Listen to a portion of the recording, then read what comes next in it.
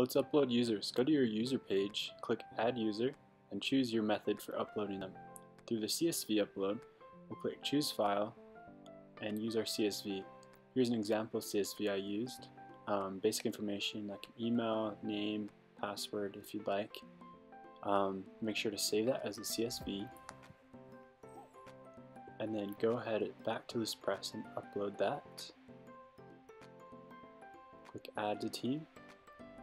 Anyone who does not have an account will automatically be added. People that do have an account in ListPress will be sent an invitation.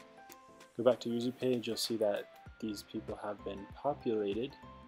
You can edit their information by clicking on their name. You can edit their licenses, their username, their email, their password. You can also select multiple using the Shift or Command keys and edit multiple at a time, and assign roles such as the team admin, billing admin, template admin. We also have a couple other privileges you can scroll through. Another important key feature is adding groups. So this will make it easy when you're sharing among multiple people. So let's go ahead and add some people to a group. You'll see that they're added to design.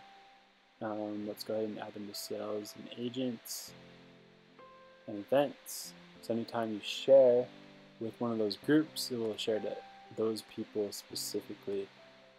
So we'll go ahead and create an example group.